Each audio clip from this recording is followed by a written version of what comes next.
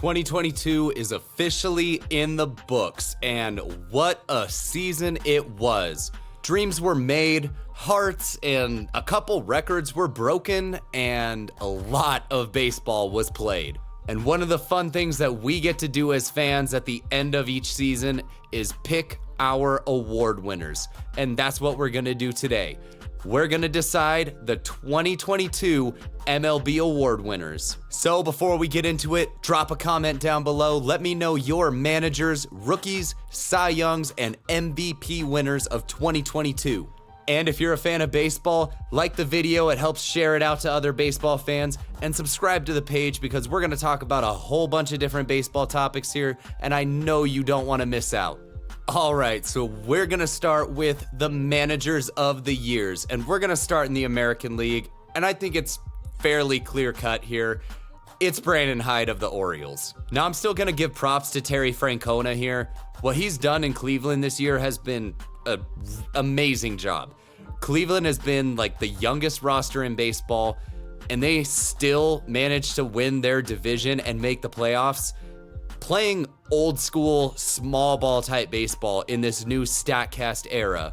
Despite how good Terry's been with the Guardians this year, I've still got to give it to Brandon Hyde. The Orioles were projected to win 58 games by ESPN before this season, and they just won 83. While their record by itself is impressive given how little expectations anybody had for this team before this season, the fact that they've gotten such big contributions out of a handful of first-year players this year, that's what screams good coaching to me, because this isn't an old team. This isn't filled with a lot of wily vets who could show the young guys how to really go about being great professional players. They had to have good coaching to step in and understand how to be professionals right away. Adley Rutschman is in the running for the Rookie of the Year, and we'll get to him later. Felix Bautista has been solid out of the bullpen. Gunnar Henderson has played pretty well in the time that he's been up so far, and they've had 7 of their top 30 prospects before this season debut this year.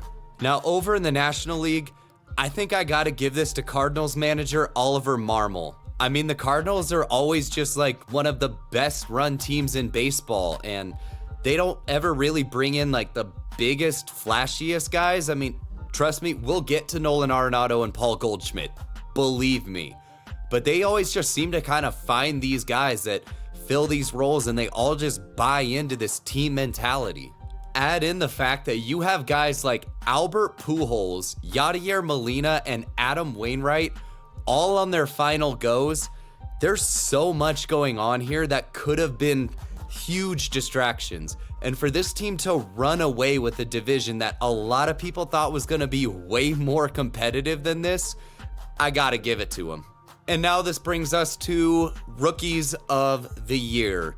And starting with the American League, trying so hard not to be biased as a Mariners fan, but the Rookie of the Year in the American League is Julio Rodriguez. Now, Adley didn't debut until May 21st, but he's been great with the Orioles since then. In comparison, Julio broke camp with Seattle and has been there all year. Despite missing some time on the IL, he still has played more games than Adley. Julio plays solid defense at a premier defensive position, and you add in the fact that this dude is a really good base runner and base stealer.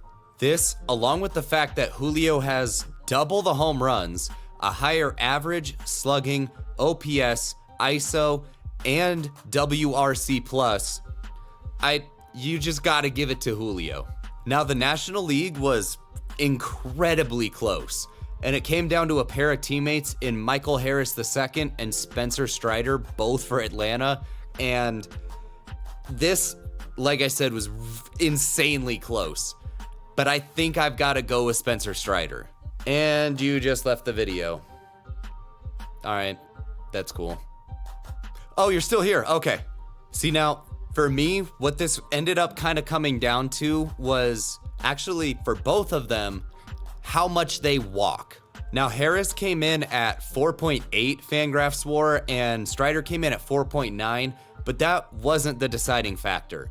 Harris had really good numbers, a 297 average, 514 slugging, 136 WRC plus, but I think Strider just barely edges him out. Spencer pitched in 31 games this year, starting 20 of them, went 131 and 2/3 innings with, that's insane to read, 13.81 strikeouts per 9, 0.48 home runs per 9, and a 2.67 ERA.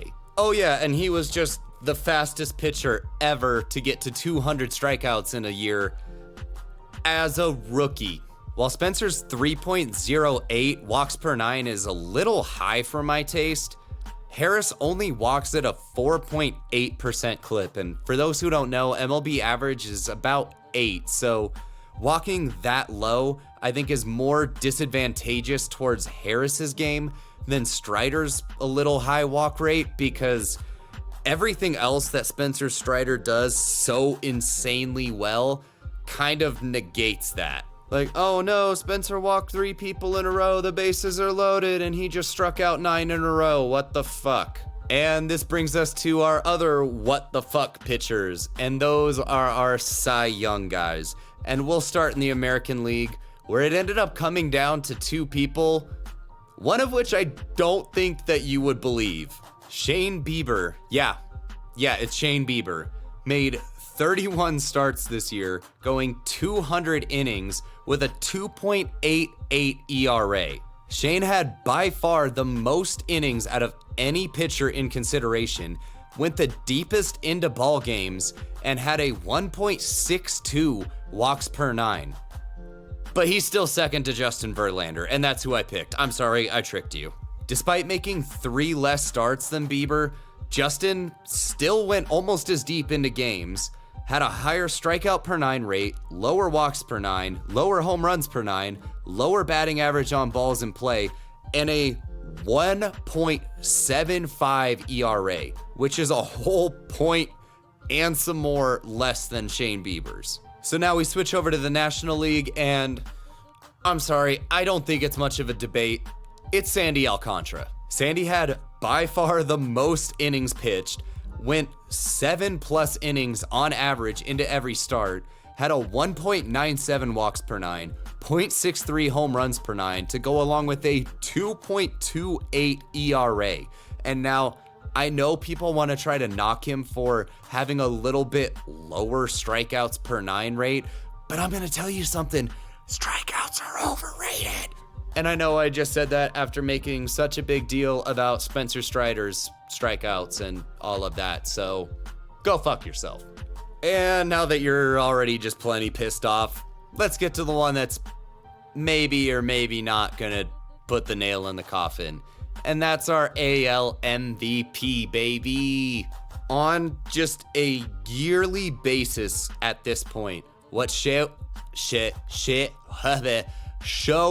Ohtani does is absolutely just insane.